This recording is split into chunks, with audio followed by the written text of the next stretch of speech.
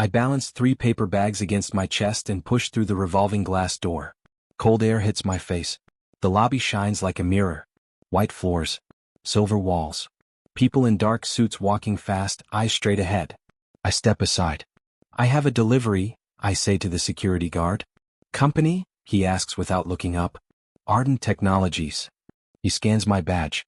Leave it at reception. I need a signature. He sighs like I asked for a favor. Wait there. I wait near the tall glass wall that shows the whole city below. Cars look like toys from up here. I look down at my shoes. The sole is peeling again. Delivery for executive floor, a sharp voice says. I look up. A woman in a tight navy suit stands in front of me. Perfect hair.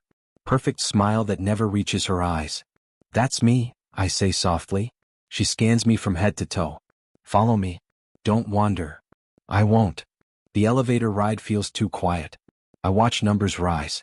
My reflection in the mirror looks small between the metal walls. First time up here? She asks. Yes. Try not to stare. The doors open. The top floor is quieter than the lobby. Thick carpet. Glass offices. Screens everywhere showing graphs and numbers. Voices echo from a large conference room. System still down? We are losing millions per hour. I need a solution, not excuses. That voice. Controlled. Sure. I freeze for a second. Move, the woman whispers. I step inside the conference room. 30 people sit around a long table. Laptops open. Faces tense. And at the head of the table I see him. Dark suit. Rolled sleeves. Focused eyes. He looks tired but powerful at the same time. He looks up. His eyes land on me. Everything pauses. Delivery, I say quickly, holding the bags tighter. Set it there, he says, but he keeps looking at me. I place the food near the side table. My hands shake. I do not know why. Wait, he says suddenly. The room turns toward him. Yes. I ask. You heard us talking? A little, I admit. The navy suit woman frowns. Sir, she is just. I asked her, he says calmly. Silence fills the room again. Yes, I say. I heard the system crashed after the update. One engineer rolls his eyes. It's complicated. I know, I say quietly. But maybe the rollback patch is conflicting with the old database permissions. The room goes still. The woman crosses her arms. That's not possible. I swallow. Did anyone reset user tokens before relaunch? No one answers. The man at the head of the table leans back. Explain. I step closer to the screen without thinking. If the authentication keys were duplicated during the patch, the system would lock itself to prevent a breach. It would look like a crash, but it's a protection loop. One engineer types fast. Check the logs, the CEO says. Seconds feel like hours. The engineer looks up slowly. She's right. Murmurs fill the room. That's impossible, someone whispers. He stands. What's your name? He asks me. I feel every eye on me. I'm just the delivery girl, I say. I didn't ask that. Laura, I answer. My name is Laura. How do you know this? I fix phones, I say. And sometimes I fix software for small shops. I study online at night. He watches me like I am something new. Can you fix it? He asks. My heart beats hard. I think so. Sit. The navy suit woman looks shocked. Sir, we have a team. And they have been here 6 hours, he replies calmly. Let her try. I sit at an empty laptop. My fingers move before fear can stop me. Open the token directory, I say. An engineer hesitates. Do it, the CEO orders. I type quickly. There. See the duplication. Silence. Delete the corrupted keys. Regenerate fresh ones. Someone whispers, this is crazy. Trust me, I say. He watches me, not the screen. Run it, he says. The system restarts. Loading. Loading. The main dashboard flashes back to life. Green lights. Access restored. The room explodes in noise. It's up. How did we miss that? The CEO does not smile. He only looks at me. Thank you, he says quietly. I stand up slowly. It was nothing. It was not nothing. The navy suit woman clears her throat. Sir, investors are calling. He does not break eye contact. Tell them the issue is resolved. She leaves, heels clicking sharply. The room begins packing up. Engineers avoid looking at me. Stay, he says. Everyone else exits. Now it is just us in the quiet glass room. You said you study at night, he says. Yes. Why delivery work? I need rent money. He studies my worn bag. How much do you make? Enough to survive. He walks toward the window. I built this company from a small apartment, he says. People laughed at me too. I do not know what to say. Why didn't you apply here? He asks. I almost laugh. Look at me. He turns. I am. Silence stretches between us. I don't have a degree, I say. Neither did I at first. I look at him carefully now. Not just the suit. Not just the power. I see tired eyes. Pressure. You should be in that chair, he says, nodding toward the conference table. Not carrying food. My throat tightens. No one sees me, I whisper. I do. The words hit harder than I expect. I pick up my empty delivery bag. I should go. Wait. I pause at the door. What are you doing tonight? He asks. Studying. Come back tomorrow. Not as delivery. As a consultant. I blink. Are you serious? Very. Your team won't like that. They don't have to. My heart races. Why me? I ask softly. He steps closer. Because 30 engineers failed, he says. And you didn't. The city glows behind him through the glass wall. For the first time in my life I feel seen. Okay, I say slowly. I'll come. He smiles just a little. Good, Lara. I walk back to the elevator alone. My reflection in the mirror looks different now. Not smaller. Stronger. The doors close. I hold my phone tightly. Hope feels dangerous. But for the first time I let myself feel it. And I have no idea that this glass building is about to change everything. I almost do not go back. I stand outside the glass building with my old delivery bag hanging from my shoulder. Consultant, I whisper to myself. The word feels too big. I step inside. The security guard looks confused. Delivery again? No, I say, trying to keep my voice steady. I was invited. He raises an eyebrow. By who? By the CEO. He makes a call. Silence stretches. Then he nods slowly. Executive floor. The elevator ride feels longer today. When the doors open, I hear shouting. We are bleeding money. It's spreading to international servers. Rebooting didn't work. I step toward the conference room. No one notices me. Find the breach, someone yells. I told you the patch was unstable, another voice snaps. He stands at the head of the table again. Come. Sure. Controlled anger. What is happening? He asks. The system is rejecting live transactions, an engineer says. Every minute costs millions. Why? We don't know. Silence. I hover near the door. The navy suit woman sees me first. What are you doing here? She whispers sharply. I was told to come. Now is not the time. He looks up. Let her in, he says. The room goes quiet. She is not staff, someone mutters. She fixed it last time, he replies. I step inside slowly. Explain the failure, he tells me. An engineer sighs loudly. With respect, this is beyond basic troubleshooting. I meet his eyes. Then explain it simply. He looks annoyed but starts. After yesterday's repair, the system ran fine. This morning, every high-value transaction triggered a rejection. No errors logged. No errors. I ask. None. That's impossible, I say.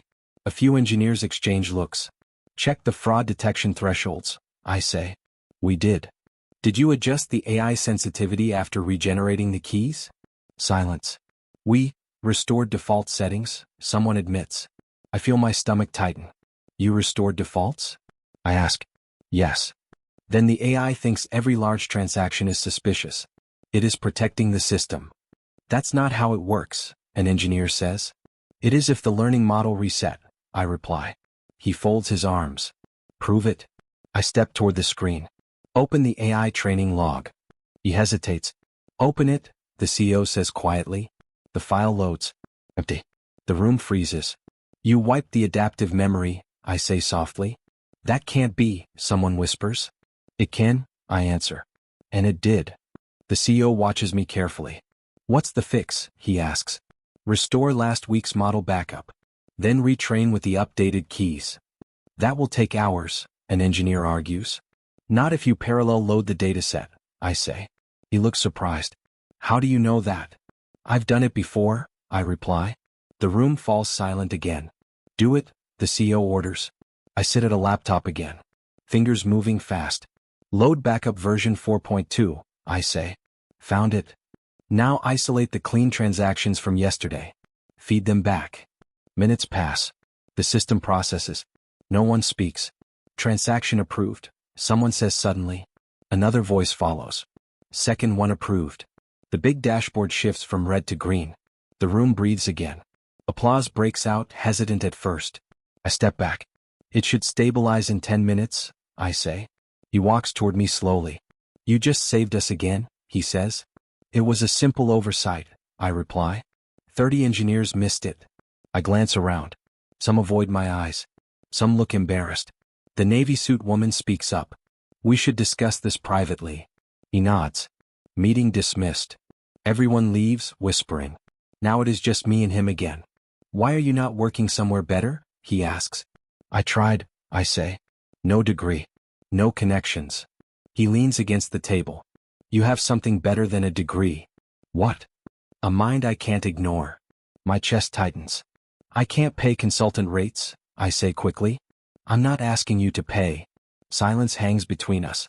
I want you here, he says. Quietly. Temporary. Quietly. I repeat. For now. I understand what that means. No announcement, I say. Not yet. Why? He looks away for a second. My board values image, structure, credentials. So I'm a secret? I ask. His jaw tightens. You're an advantage. That's not the same. He steps closer. Trust me. I hesitate. I don't want to be hidden, I say softly. You won't be hidden forever. Forever is a dangerous word. I need the money, I admit. And I want to learn. You will, he says.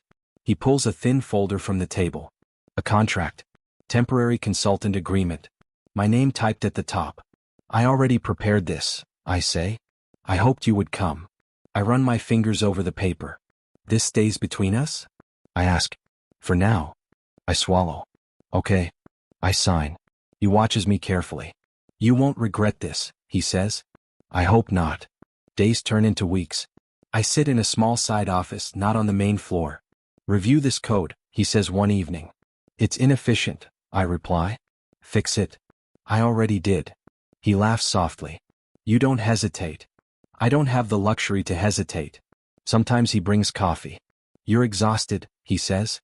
I'm used to it. You shouldn't be. He praises me behind closed doors. You're brilliant. You think differently. You see what others don't. But in meetings he stays quiet. Engineers present solutions I refined. He nods.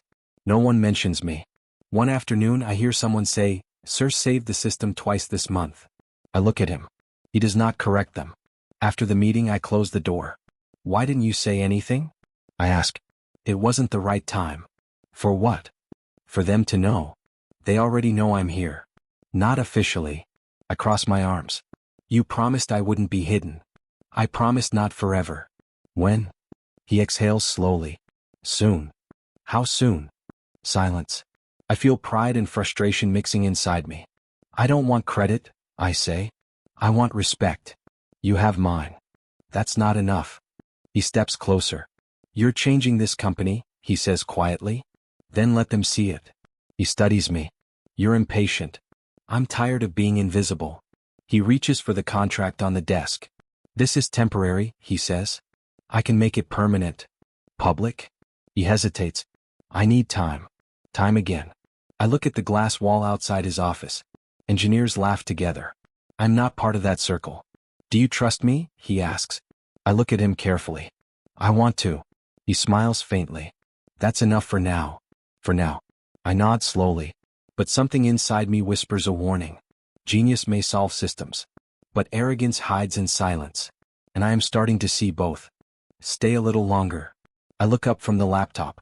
It's past midnight. I know. The office is dark except for the city lights pouring through the glass walls. Everyone else left hours ago. I'll order coffee, he says. I can't afford to like expensive coffee, I reply. He smiles. Then don't. Just drink it. Minutes later, I sit across from him with a warm cup in my hands. You don't act like a delivery girl, he says. I'm not just a delivery girl. I know. Silence stretches between us, soft and heavy. Why do you push so hard? He asks. Because no one catches me if I fall. His eyes soften. I would. The words make my chest tighten. You don't even know me, I whisper. I know enough. He leans back in his chair. You're the smartest person in this building. I laugh quietly. That's not true. It is. There are 30 engineers here. And none of them see what you see. I look down at my coffee. You make me feel seen, I say before I can stop myself. Good, he replies. Nights like that become normal. Late coding. Quiet conversations. Tell me about your apartment, he asks one night. It's small. Safe. Safe enough. You deserve better. Everyone says that. I mean it. He starts walking me to the elevator. Text me when you get home, he says. You worry too much. I don't worry enough. I start to feel something dangerous. Oh. One evening he hands me a small velvet box. What's this? I ask. Open it. Inside is a simple silver ring. It's not what you think, he says quickly. It's a promise ring. A reminder. A reminder of what? That you belong here. My fingers tremble. I can't accept this. Yes, you can. It's too much. It's not enough. He gently slides it onto my finger. Soon, he says, I'll make everything official. Official how? I'll hire you publicly. Full title. Full respect. When? After the investor event next week. Why after? Because timing matters. I search his face. Do you promise? I promise. The word feels heavy. I nod slowly. I believe you, I say. I know. Days pass fast. We work side by side. You should speak at the event, I say while reviewing slides. Why? Because you rebuilt the system. We rebuilt it, he corrects. Then let me speak too. He pauses. Not this time. Why not? It's complicated. It always is. He steps closer. Trust me. Again. Trust me. The investor event arrives. The lobby is decorated with lights and banners. I'm not on the guest list.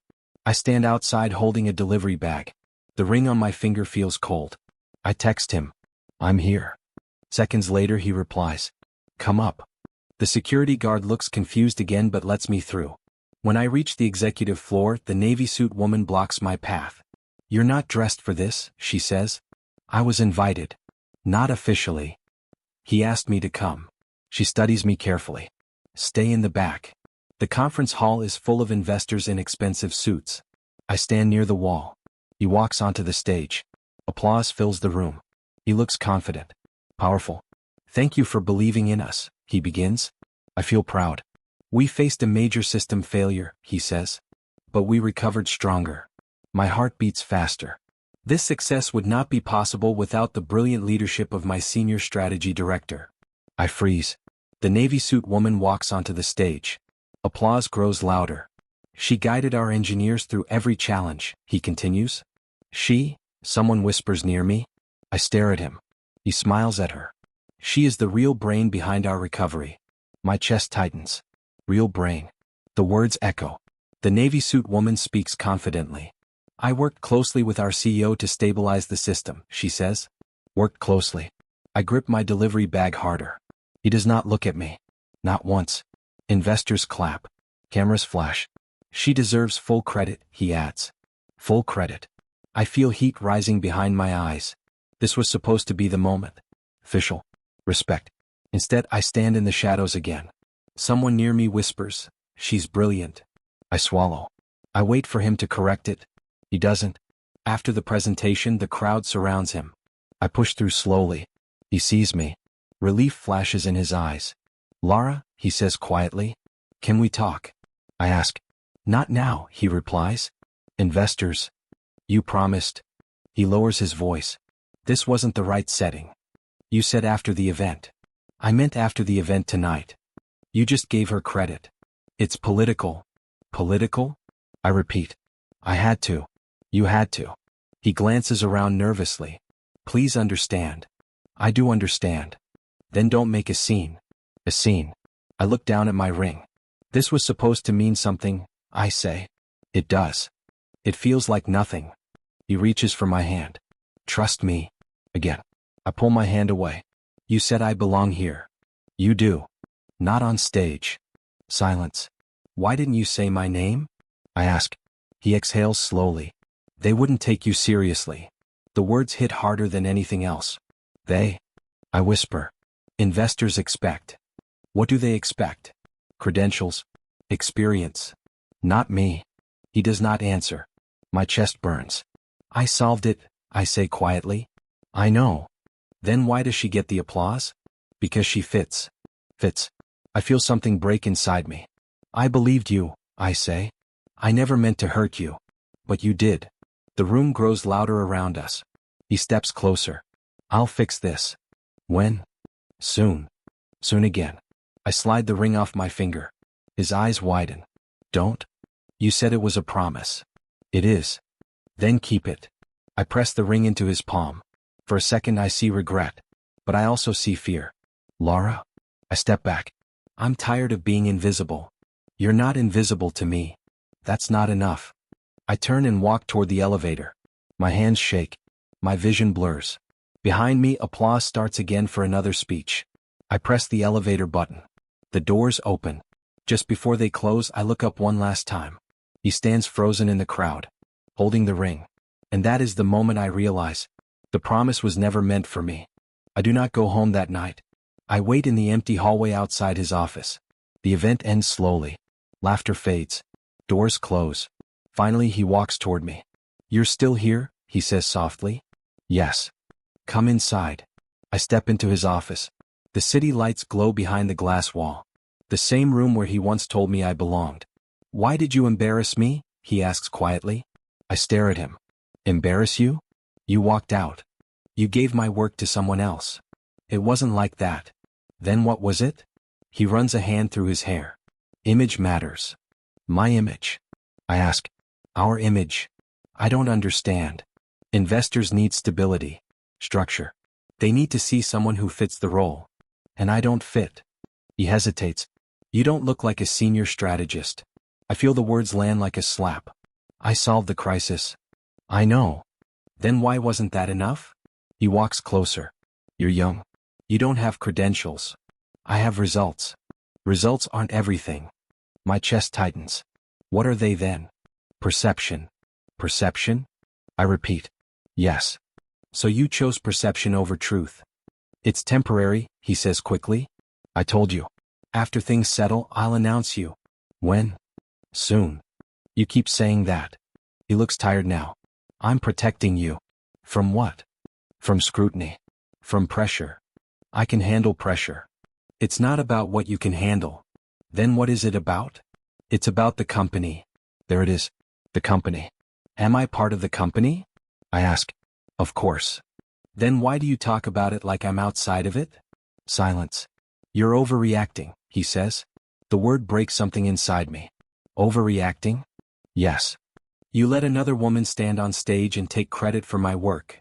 It was strategic. It was a lie. He exhales sharply. Don't be dramatic. I'm not dramatic. I'm hurt. He looks away. I never promised you public recognition that night. You promised to make it official. And I will. When? I need time. I gave you time. I'm building something bigger than both of us, he says. I can't risk it. Risk what? Your reputation? Yes. The honesty shocks me. So my truth is a risk. You're twisting my words. No. I'm hearing them clearly. He steps closer. I care about you. Then show it. I am. How? Silence fills the room. You don't understand how this world works, he says quietly. I understand that I solved your problem. You're thinking emotionally. And you're not thinking about me at all. He rubs his temples. Why are you making this harder? I'm not making it harder. I'm asking to be seen. I see you. That's not enough. He looks at me like I am the problem. You knew this wasn't permanent, he says. I didn't know I would be erased. I didn't erase you. You replaced me. That's unfair. Is it? The silence between us grows heavy. I need you to trust me, he says again. I shake my head slowly. I trusted you. And you still can. No. My voice breaks. I stood in that room holding a delivery bag while you called someone else the brain. It was one event. It was everything. He watches me carefully. You're letting pride destroy something good. Good? I whisper. Yes. What part of tonight was good for me? He doesn't answer. Tears burn my eyes. I loved working with you, I say softly. I still want you here. As what? As my advisor. Secretly? For now. I laugh through tears. You don't want a partner, I say. You want a hidden weapon. That's not true. It is. He steps back. If you walk away, you're making a mistake. If I stay, I'm making a bigger one. Silence. Think carefully, he says. I am. I walk toward the door. Laura, he calls. I pause. I never meant to hurt you. But you did. I leave without looking back. The elevator ride down feels endless. When I step outside, the night air feels cold. My phone buzzes. Please don't do this. Another message follows. We can fix it. Then another. I need you. I turn off my phone. I go home. My apartment is dark and quiet. I sit on the floor beside my bed. I hug my knees. For the first time in months, I feel small again. I replay every conversation in my head. You belong here. You're brilliant. I promise. Were those lies? Or was I just foolish? I look at my reflection in the cracked mirror. Who am I without that office? Without his belief? Did I imagine my value? Tears fall freely now. I'm stupid, I whisper to myself. I believed a powerful man who said he saw me. I believed late-night coffee meant something. I believed a ring meant respect. I believed love could stand against reputation. I was wrong. My phone lights up again on the table. I ignore it. Hours pass. I cry until my chest hurts. I cry until I can't breathe. I hate myself for missing him already. I hate myself for loving someone who chose image over me. The room feels smaller than ever. The walls feel closer. The silence feels louder. I curl up on the floor. Morning light slowly creeps through the window. I have not slept. My phone shows 23 missed calls. I do not answer. Another message appears. Please come back. We need to talk. Wait, not me. I stare at the screen. My hands tremble. Part of me wants to run back. To forgive. To believe again. Another part of me feels something new. Shame. Deep and heavy. I was never on that stage. And maybe I never would be. I press delete. I delete the messages without reading the rest. I take the contract from my bag. I tear it in half. The sound echoes in my tiny room. That is the moment I break. Not loudly. Not dramatically. Just quietly. Alone. And I do not know how to put myself back together. I sit in the dark apartment, staring at my reflection in the cracked mirror. The ring is gone. The contract torn. The messages deleted. I trace my jawline with my fingers. I stop crying. Something shifts inside me. I will never beg for respect again, I whisper. The words feel heavy and freeing at the same time. I pull my laptop onto the floor. The system I solved before, it's flawed. I see every gap, every weak point I ignored in panic and fear. I rebuild it. I improve it. I work at night.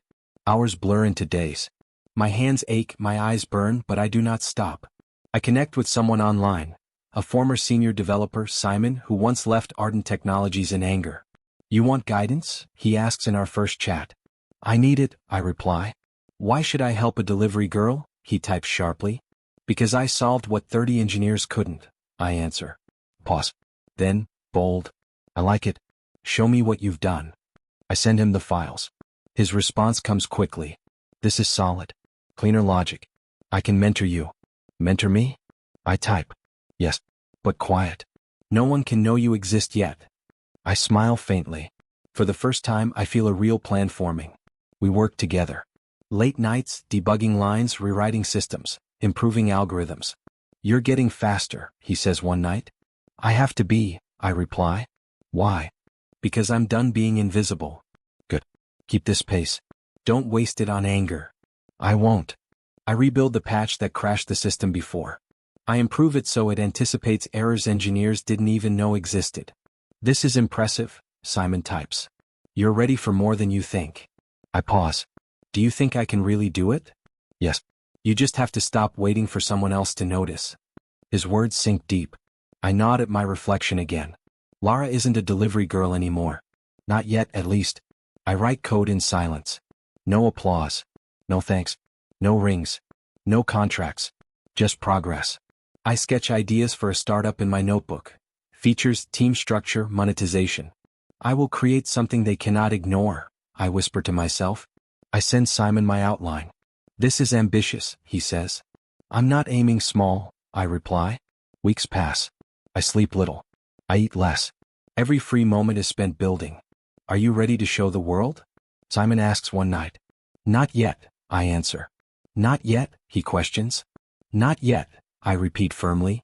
I need to be unstoppable first. The city lights shine through my window. I glance at the building I once delivered food to. He doesn't know I am preparing quietly. No one does. Not the engineers. Not the navy suit woman. Not even him. I smile faintly at my reflection. I am not small, I say. I am just unseen. The code scrolls across my screen. Bugs fixed. Improvements implemented. Systems optimized. I lean back and close my eyes. This is my work. My rules. My rise. No one applauds. No one interferes. And that is exactly how I want it. Quietly. Power builds in silence. I will not announce myself. I will not beg. I will not cry. Tomorrow I will start again. And no one will stop me. Months pass without noise. No announcements. No applause. No dramatic comeback. Just work. Run the stress test again, I say, staring at the screen. It's already stable, Simon replies through video call. Run it again. He smirks. You've changed. I had to. The new system runs smoother than anything I built before. Faster authentication. Adaptive learning that never resets to default. Fraud detection that explains its own decisions. No blind spots, I whisper. That's the goal, Simon says. You fixed what hurt you. I don't answer. I register my company quietly. What are you naming it? Simon asks. Second Sight. He raises an eyebrow. Meaning? I see what others miss. He nods slowly. I like it. The paperwork feels heavier than any ring ever did. Are you ready for this? He asks. Yes. No backup plan? This is the backup plan. I rent a small workspace. Not glass walls. Not luxury. Just clean desks and strong internet. I interview my first developer. Why should I join a startup with no funding? He asks. Because I won't lie to you, I reply. He studies me. That's rare. I don't promise fame. I promise growth. He nods. I'm in. I hire a cybersecurity analyst next. What makes your system different? She asks. It learns without ego, I say. She laughs softly. So, unlike most CEOs? Exactly. She smiles. Send me the contract. 3 people become 5. 5 become 8. Small. Loyal. Hungry. This is risky, one of them says during a late-night meeting. So was trusting the wrong person, I reply calmly. They don't ask more. My phone lights up one evening. His name.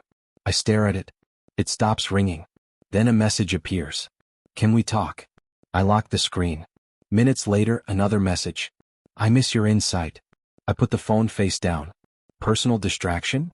Simon asks when he sees my expression. Old ghost, I reply. Answer? No. Good. I focus on the code. Weeks later, another call. This time longer. I let it ring. My team gathers around the screen. We're ready for beta testing, my analyst says. Launch internally, I answer.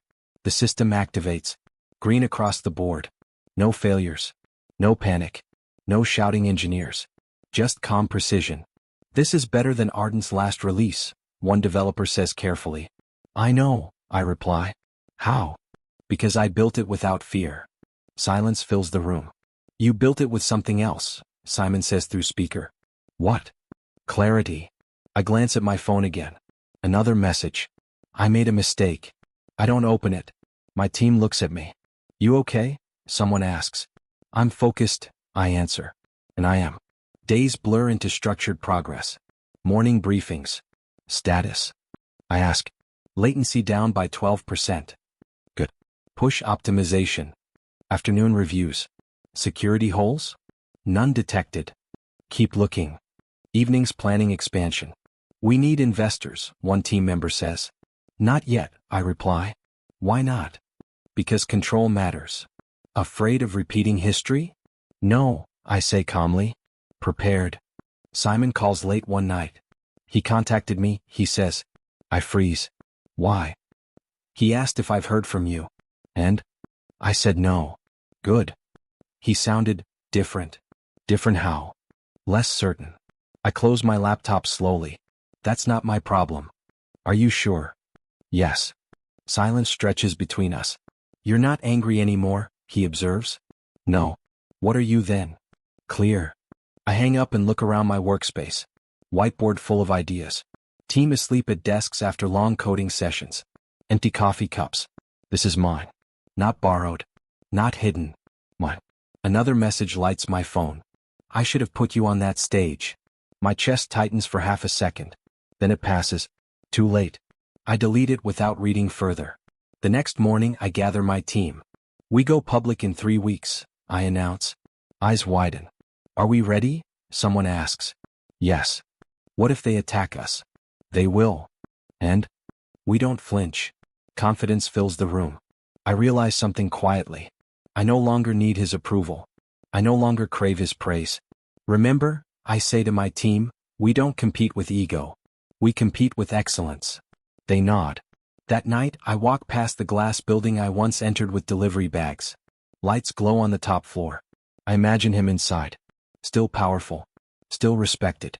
Still unaware. He thinks I disappeared. He thinks I broke. He doesn't know I rebuilt. Stronger. Smarter. Quieter. My phone buzzes again. 1 meeting. Please. I finally type back. No. 3 letters. Nothing more. The reply comes instantly. I don't understand. I stare at the screen. You didn't have to. I turn the phone off. The wind feels different tonight. Cooler. Lighter. I am no longer running towards something. I am building something. Second Sight prepares for launch.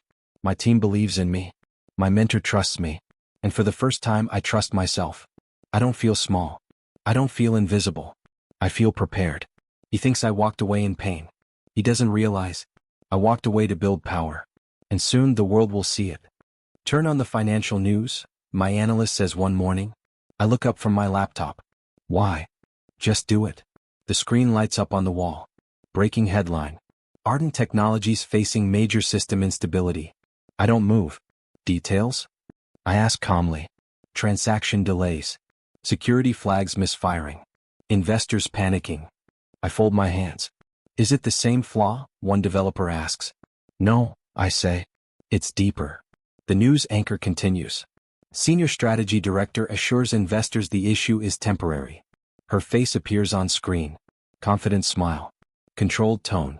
I feel nothing sharp. Just quiet understanding. Can she fix it? Someone asks. Not fast enough, I reply. Should we feel bad? Another voice says softly. I stare at the screen. No. Not cruel. Not joyful. Just steady. My phone buzzes. Unknown number. I don't answer. Launch countdown. I ask instead. 3 days, my developer replies. Move it to tomorrow. Eyes widen. That's aggressive. So is the market, I answer. Simon joins the call. You're reacting to them? No, I say calmly. I'm ready. Timing looks intentional, he warns. Timing is strategic. Silence. You sound like him, Simon says carefully. I hold his gaze through the screen. No. I sound prepared. My team gathers around the whiteboard. Final checks, I say. Servers stable. Security layers solid. AI adaptive memory tested. Investor deck ready. Press release drafted. I nod. Good. We launch tomorrow morning. That night I sit alone in the office. The same silence that once felt lonely now feels powerful. I scroll through news updates. Ardent stock drops 2%. Then 4. Then 7. My phone vibrates again. His name this time. I stare at it. I let it ring. Voicemail notification appears seconds later. I don't listen. Instead, I open my presentation file. Second Sight. Tagline, Intelligence without ego. I smile faintly. Morning comes fast. Ready? My analyst asks. Yes. Pressing publish in 3, 2. Wait, I say. Everyone freezes. I breathe slowly. This is not revenge. This is evolution. Now, I whisper. Click. The website goes live. Press release sent. Demo video published. Within minutes, notifications explode. Traffic spike. Investors requesting meetings. Tech bloggers resharing. A headline appears on screen. New startup claims solution to adaptive security failures. Another one follows. Second Sight offers transparent AI model outperforming industry leaders. I watch quietly. My name appears below the article. Founder, Laura. No last name needed. My phone rings again.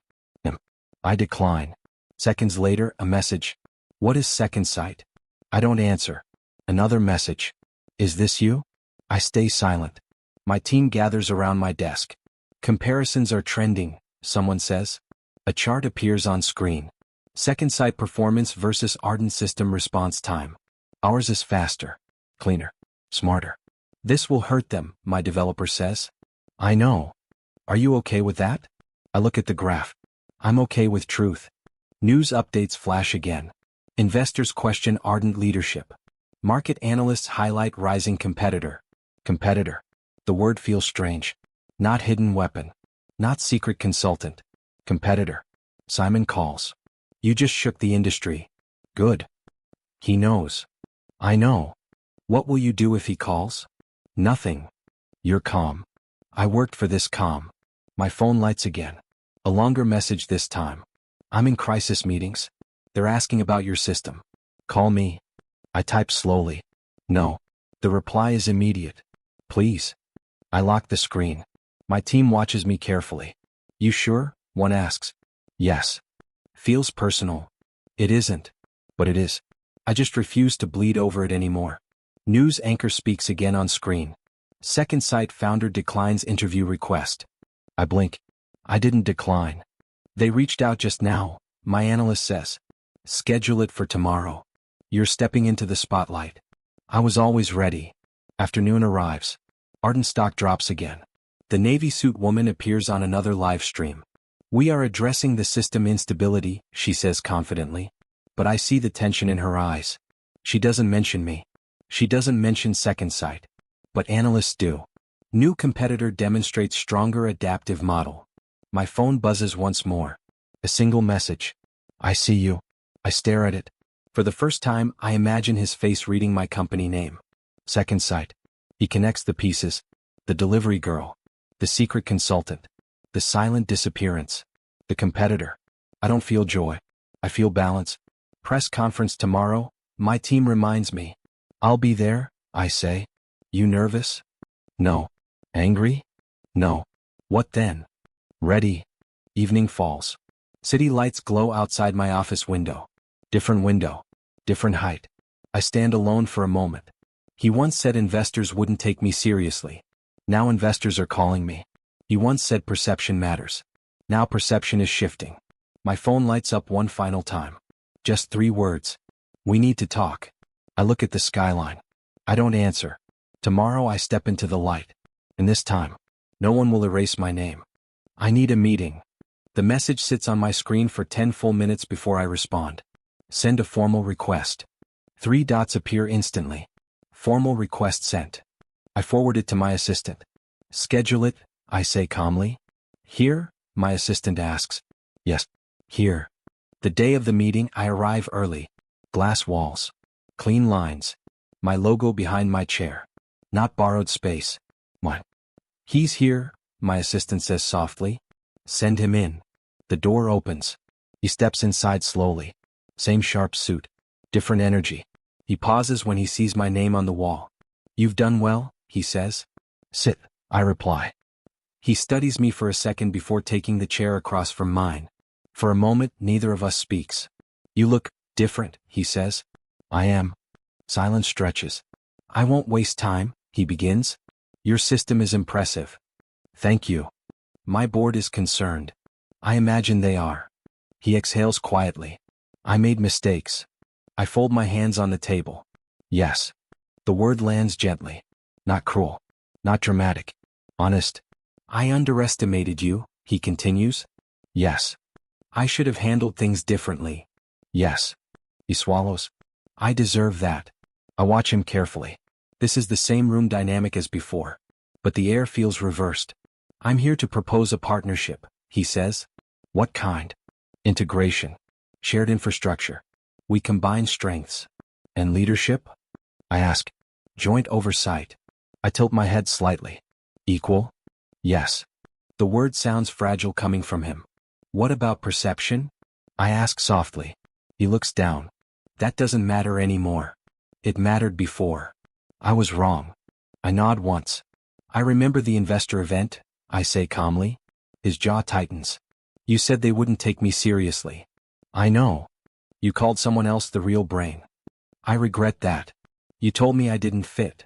I was protecting the company. At my expense. Silence. He reaches into his pocket. He places something on the table. The silver ring. I kept it, he says quietly. I look at it without touching it. It was a promise, he continues. It was timing, I correct. He closes his eyes briefly. I was afraid. Of what? Of losing control. You lost it anyway. A faint, sad smile touches his lips. Yes. He slides a folder across the table. Acquisition offer, he says. I open it slowly. Numbers fill the page. Large numbers. Generous, I admit. You deserve more. Then why does this feel like control again? It's not. It is. He leans forward. I don't want to compete with you. Then improve. I want to work with you. Why? Because I trust your mind. You trusted my mind before. Just not publicly. I was wrong. I close the folder gently. Humiliation is a powerful teacher, I say. He listens carefully. When I stood in that room holding a delivery bag, I realized something. His eyes flicker. I realized I was waiting for permission. Laura? I don't need permission anymore. Silence fills the room again. You've built something strong, he says quietly. I built it in silence. I see that. I learned that respect given in private is not respect. He nods slowly. You look at me differently now, he says. Yes. How? I don't need you. The words hang between us. He doesn't argue. I don't want you to need me, he says finally. Good. I want you to choose me. For what? Partnership. Personally and professionally. I lean back in my chair. You're asking for both? Yes. After offering to buy me? A small breath escapes him. I deserve that question. I glance at the ring again. You once said investors wouldn't trust a poor delivery girl. I was arrogant. Yes. You're not that girl anymore. I was never just that girl. He looks smaller now. Not physically, but in certainty. I can't undo what I did, he says. No. I can only move forward. So can I. He studies my face. You're calm, he whispers. I worked hard for that calm. I see it. I slide the acquisition folder back toward him. I'm not for sale. It wasn't meant like that. It always feels like that. He nods slowly. What would you propose? He asks. Competition, I reply. A flicker of surprise crosses his face. You want a war? I want excellence. We could dominate together. Or we can grow separately. He considers this. And personally, he asks carefully. I pause. There it is. The real question. You hurt me, I say softly. I know. You chose image over me. Yes. You made me feel small. I regret that every day. I believe him. That is the dangerous part. I don't hate you, I admit. I don't expect you to. But I don't forget. He nods. I don't want you to forget. Good. Silence again. The city hums outside the glass. I came here hoping to fix this, he says. You can't fix the past. No. You can only accept the present. And what is the present? I am your competitor. The words settle with finality. He stands slowly. You've surpassed me, he says quietly. No, I reply. I found myself.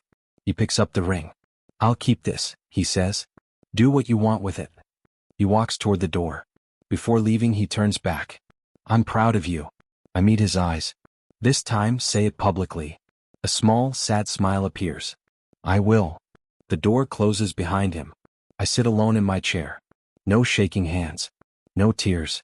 Just steady breathing. The power didn't shift loudly. It shifted quietly. And for the first time, I am the one who chooses. I close the door behind me and remain standing. I am sorry, he says. I do not sit yet. I let the silence stretch. I know I do not deserve forgiveness, he says. But I need to say this. I take the chair across from him. I fold my hands on the table. Say it, I reply. He swallows. I was afraid. I almost laugh. Of what? Of judgment. Of investors. Of headlines. Of being seen with someone they did not think matched my image. I feel the words move through me like cold air. So I did not match your image? I ask quietly. I loved you, he says quickly. I still do. I hold his eyes. Love does not humiliate. He looks down. I cared more about reputation than courage. I remember the investor event. The bright lights. The whispered introductions. The way he removed his hand from mine. I asked you to understand, he continues. I told myself it was temporary. Temporary humiliation? I ask. I thought once the company stabilized, once the board trusted me, I could fix everything. I lean back.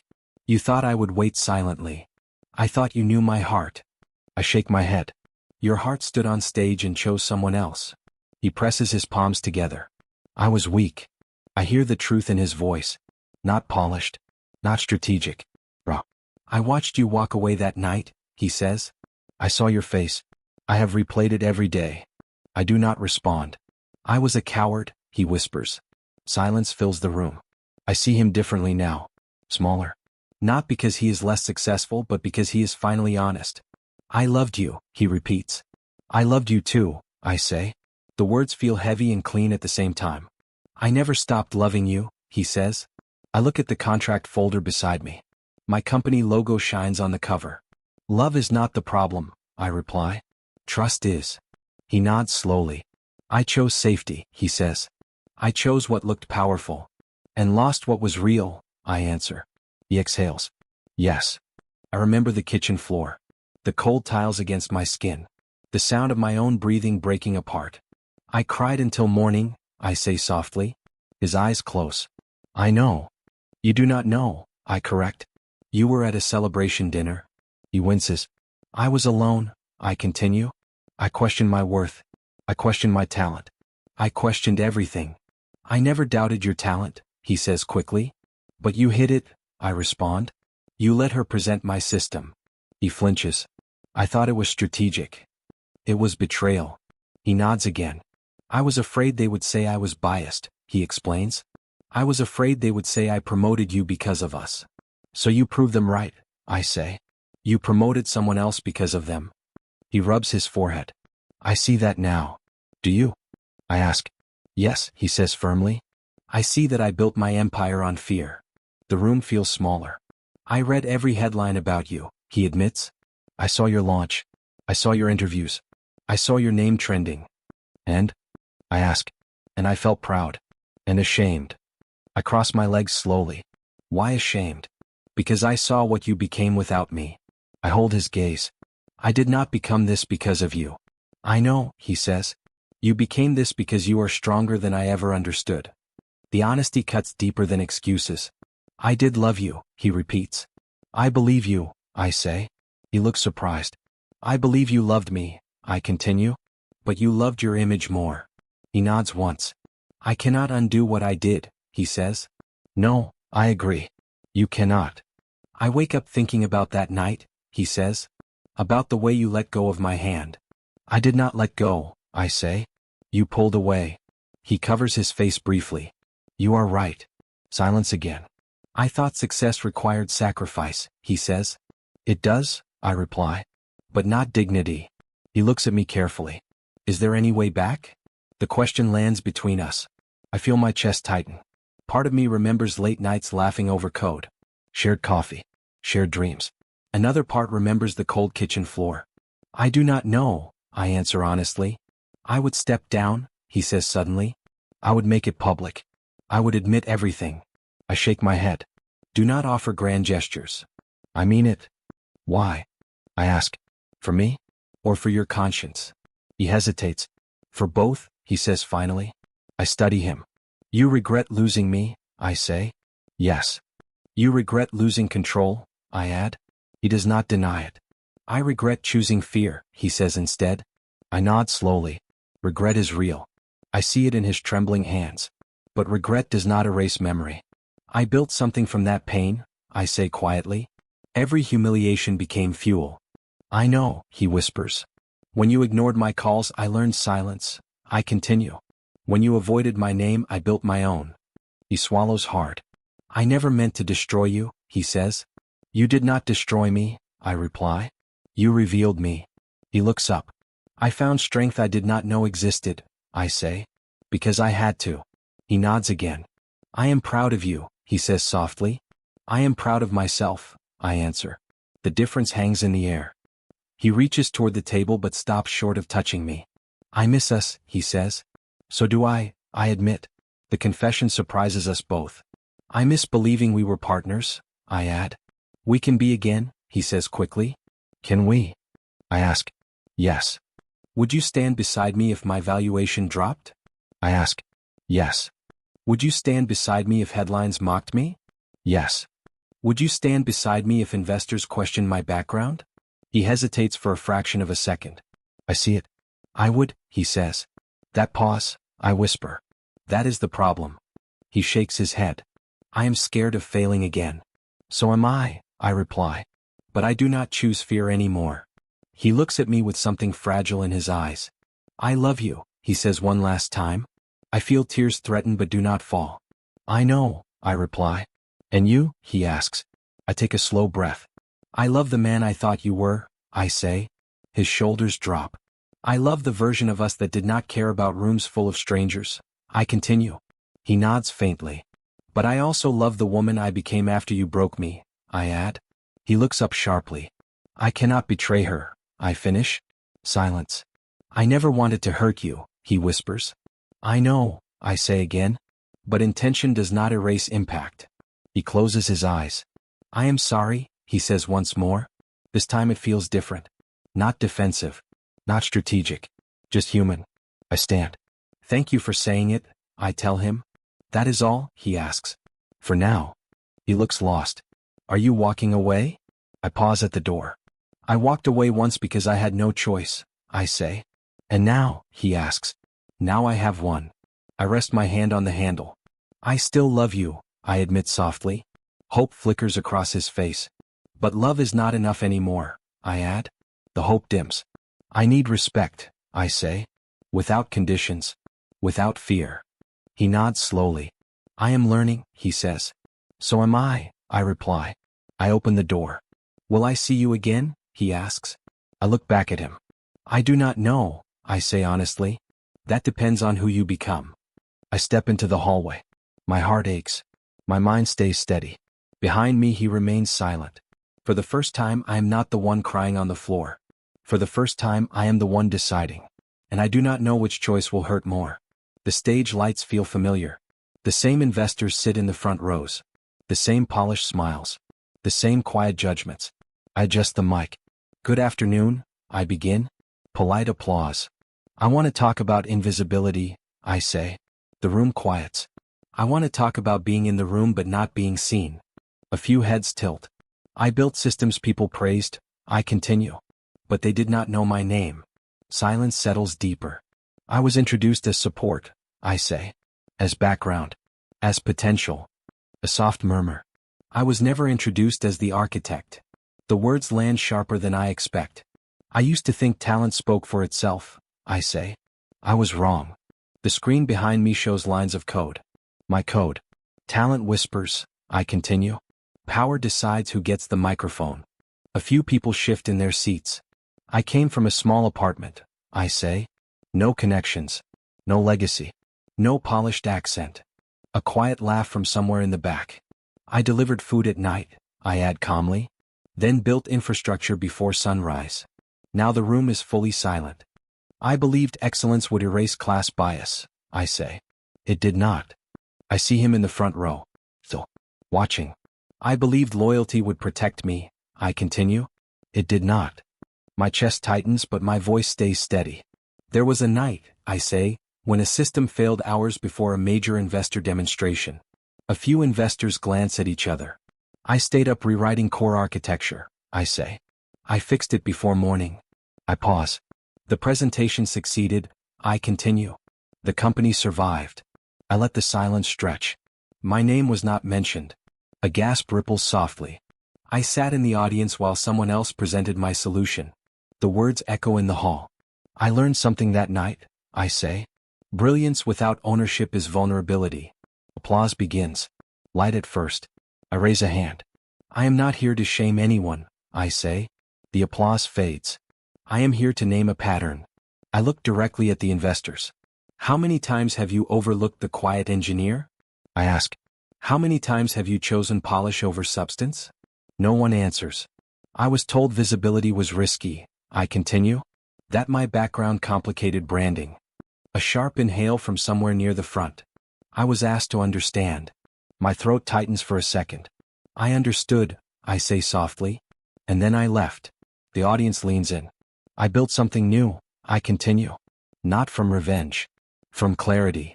The screen shifts to my company logo. I built a system that does not hide its creators, I say. That does not erase the hands behind the code. Applause grows louder.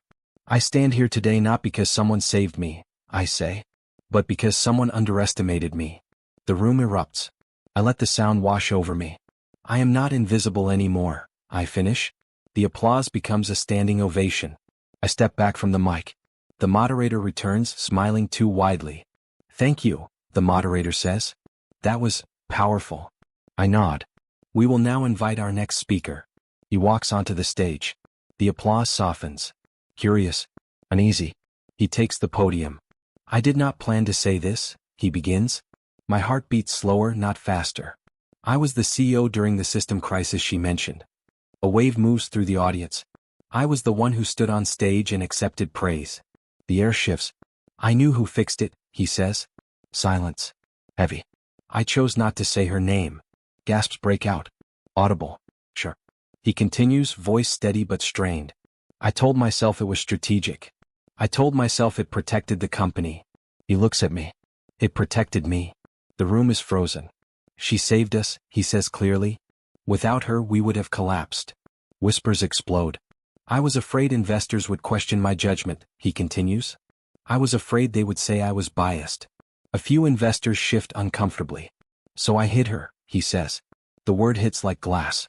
I let someone else present her work. The rival woman is not here. She does not need to be.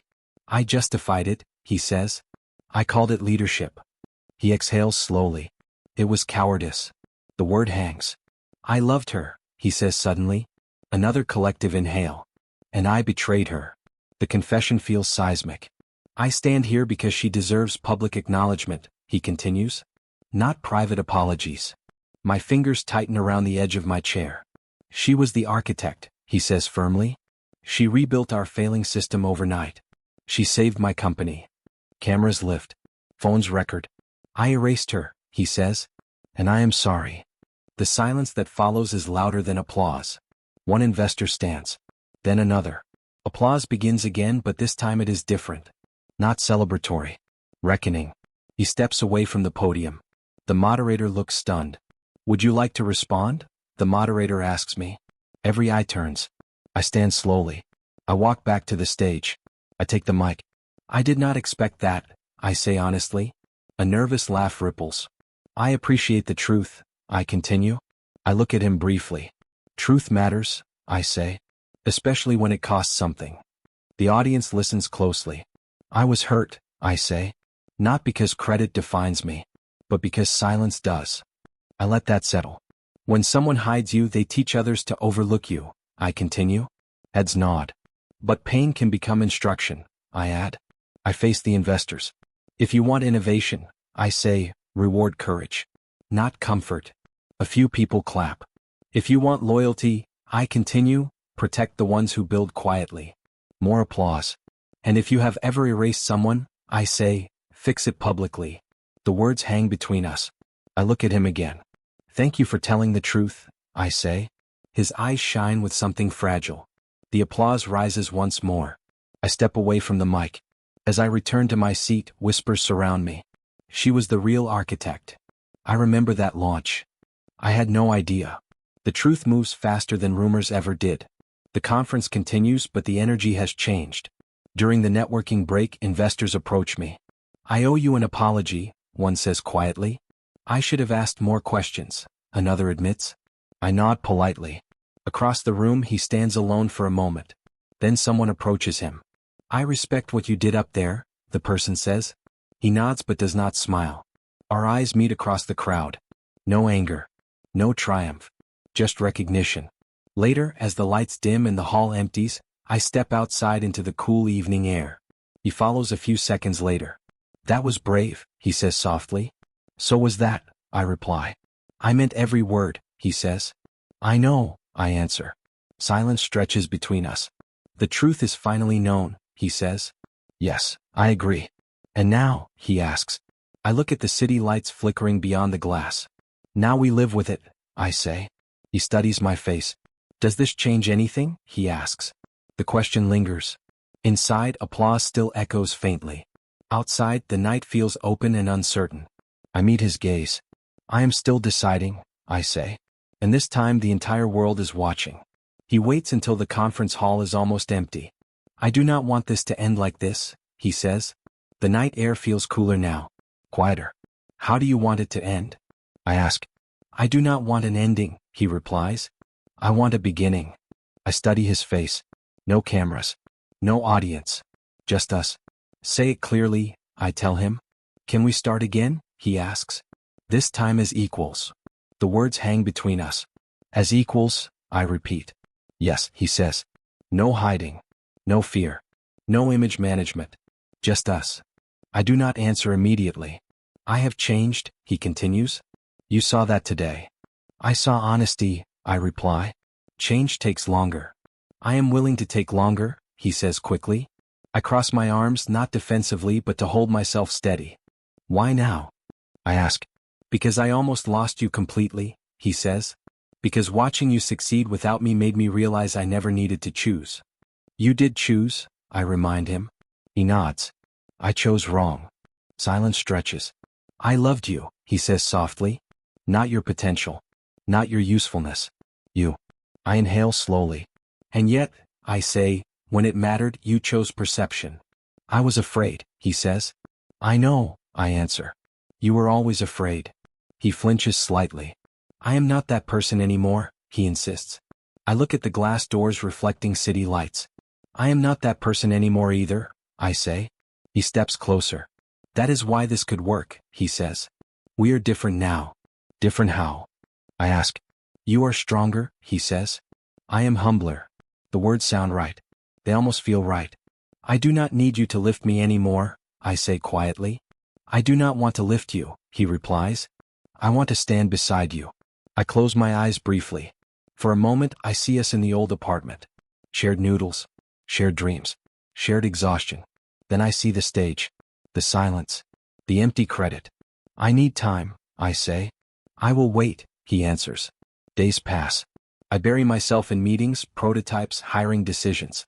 My team gathers around a conference table one morning. We have a new investor inquiry, someone says.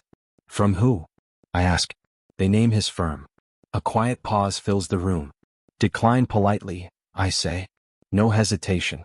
Later that evening he calls. I heard you declined, he says. Yes, I reply. Is that your answer? He asks. No, I say. That is a boundary. He is silent for a second. I do not want to invest, he says. I want to rebuild. Rebuilding does not require equity, I answer. I am trying, he says. I see that, I reply. But I am not a reward for your growth. The words come out steady. I do not see you as a reward, he says. I see you as my partner. I was your partner, I remind him. You stepped off the stage. He exhales slowly. I cannot erase that, he admits. No, I say. You cannot. I walk to my desk and pick up an old object I keep in a drawer. The small ring he once gave me. Simple. Silver. Unpolished. I kept it, I say. He sounds surprised. You did. Yes. Why, he asks. To remind myself, I reply. Of us, he asks softly. Of who I was, I say. Silence. I was willing to shrink, I continue. To be easier. To be quieter. I never asked you to shrink, he says quickly. You did not have to, I answer. Your silence did. He does not argue. I do not shrink anymore, I say. I do not want you to, he replies. I know, I say. But I grew without you. The truth settles heavily. My success is not proof that I need you less, I continue. It is proof that I always had what I needed. I never doubted that, he says. You doubted standing beside it, I reply. He sighs. I am asking for another chance, he says. Not because you need me. Because I choose you. I sit down slowly. I also choose, I say. And, he asks. I look around my office. The glass walls. The late-night lights. The quiet hum of servers running systems I built. I choose my company, I say. He is quiet. I choose my independence, I continue. A long pause. I choose my self-respect. His breathing shifts on the other end. So that is it? He asks quietly. It is not revenge, I say gently. It is peace. I am not your enemy, he says. I know, I reply. But you are not my future. The words feel final. I thought we could rewrite our story, he says. We did, I answer. Just not together. He is silent. I do not hate you, I add. That almost makes it harder, he says with a weak laugh. I am grateful, I continue. For what? He asks. For the lesson, I say. He sounds confused. The lesson? You showed me what happens when I wait for permission, I explain. You showed me what fear looks like in leadership. That is not something to thank me for, he says. It is, I reply. Because I learned the opposite. Another long silence. Do you still love me? He asks. The question is fragile. Yes, I answer honestly. His breath catches. But love is not the highest value in my life anymore, I continue. What is? He asks. Peace, I say. The word feels like a door closing gently, not slamming. I wanted to be the man who stands beside you, he says. Then become him, I reply. For yourself. And if I do, he asks. I pause. Then maybe one day our paths cross without pain, I say. That sounds like goodbye, he whispers. It is, I answer. He stays on the line. I am proud of you, he says finally. I am proud of me too, I reply. A soft exhale. I will not chase you, he says. Thank you, I answer. I will not compete with you either, he adds. I do not need that, I reply. Silence stretches one last time. Take care, he says. You too, I answer. The call ends. I place the ring back in the drawer. Not as a symbol of loss. As a symbol of growth. The next morning I stand in front of my team. We are expanding, I announce. Excitement fills the room. Are we ready? Someone asks. We are, I say. Confident? Another voice asks. I smile. Yes. No hesitation. No looking over my shoulder. That night I sit alone in my apartment. No tears. No shaking hands. Just quiet. I do not feel empty. I feel steady. I did not choose revenge. I did not choose him. I chose myself. And for the first time that choice feels like freedom. Outside the city moves forward. So do I. Without fear. Without permission. With peace. I stand in my new office overlooking the city. Glass walls. Open sky. Servers humming behind closed doors. Hard to believe, isn't it? My mentor says softly. It is, I reply. I rest my hands on the window ledge. I used to carry delivery bags through these streets, I say. I remember, my mentor answers. You never complained. I was tired, I admit. But I was building. My mentor smiles. You were never small. The words settle differently now. I thought I was, I say quietly. Because they treated you that way, my mentor replies. I nod. They mistook access for intelligence, my mentor continues. You had neither access nor protection. I had skill, I say. You had brilliance, my mentor corrects. Silence stretches comfortably between us. Down below, traffic moves in steady lines. I used to look up at buildings like this, I say. I wondered who decided what mattered. And now, my mentor asks. Now I do, I answer. A soft laugh escapes my mentor. You earned that, my mentor says. I earned clarity, I reply. My phone buzzes. A headline notification flashes across the screen. Tech prodigy redefines infrastructure. I stare at the words. Prodigy, I repeat under my breath. Does it feel good? My mentor asks. It feels distant, I answer. Distant? I know what it cost, I say. My mentor studies me carefully. Do you regret anything? My mentor asks. I shake my head slowly. I regret believing I needed permission, I say. From him? My mentor asks gently. From anyone, I reply. My mentor nods. Forgiveness? My mentor asks. I turn back to the window. I forgave him, I say. Completely? My mentor presses. In my heart, I answer. But I did not forget. Good? My mentor says. I glance over. Why good? I ask. Because forgetting makes repetition easier, my mentor replies. I smile faintly. I do not want repetition, I say. No, my mentor agrees. You want evolution. Footsteps echo behind me. My team gathers near the conference table. Are we ready for the press call? Someone asks. 5 minutes, I answer. They nod. One of them lingers. I just wanted to say, the voice says, thank you for giving credit publicly. I look at them. Credit builds trust, I reply. It builds loyalty too, they say. I nod slowly. I know what invisibility feels like, I say. I will never create it here. They smile and step back. My mentor watches quietly. You changed the culture before the code, my mentor says. I had to, I reply. Why? My mentor asks. Because power without integrity looks familiar, I answer. My mentor's eyes soften. You carry scars well, my mentor says. I carry lessons better, I respond. The city outside glows in late afternoon light. I remember the kitchen floor, I say suddenly. My mentor does not interrupt. I remember asking myself what I lacked. I continue. Beauty? Status? A stronger last name? And what did you conclude? My mentor asks. That I lacked visibility, I say. Not value. The words feel solid. You were never small, my mentor repeats. I was unseen, I correct gently. A knock at the door. Press is ready, someone calls. I walk to the table. Microphones line the surface. Cameras blink red. Congratulations, a reporter says. How does it feel to rise so quickly? I did not rise quickly, I reply. I worked quietly. Another voice asks, what motivated you during the early setbacks? I pause. Being underestimated, I answer. Laughter ripples softly. I was told to stay behind the curtain, I continue. So I built my own stage. Pens scribble. Is it true you once saved another company's infrastructure? Someone asks. My mentor's eyes flicker toward me. It is true I have always done my best work, I say calmly. Do you hold resentment? Another reporter asks. I consider the question carefully.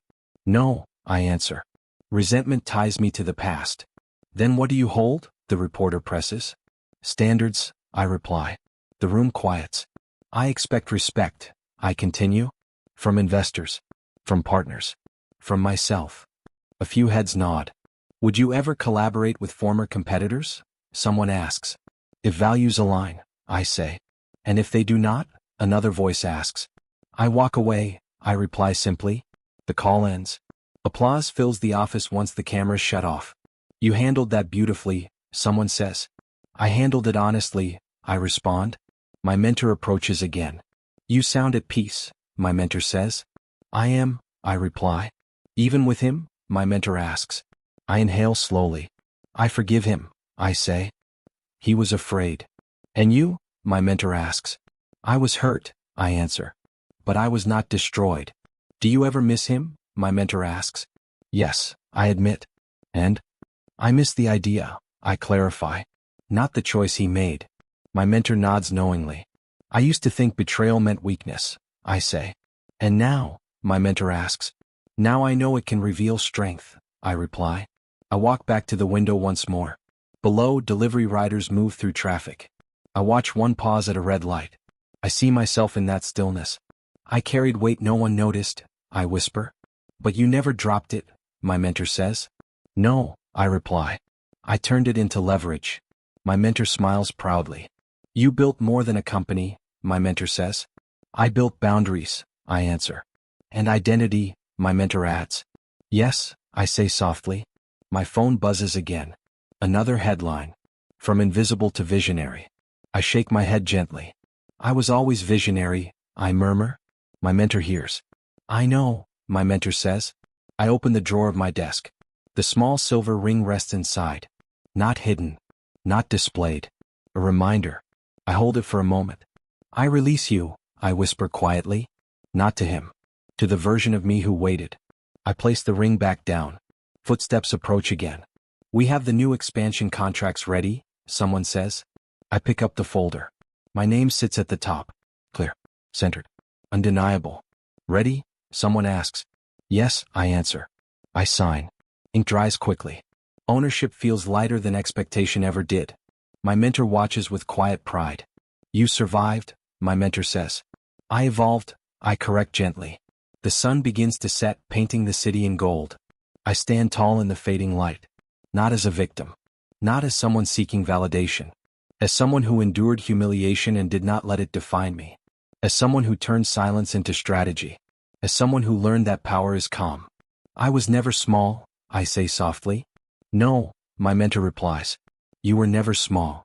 I look at the skyline one last time. The girl carrying delivery bags still exists inside me. But she stands straighter now. She knows her name. She knows her worth. She does not beg to be seen. She builds until she cannot be ignored. And this time, no one is holding the microphone but me.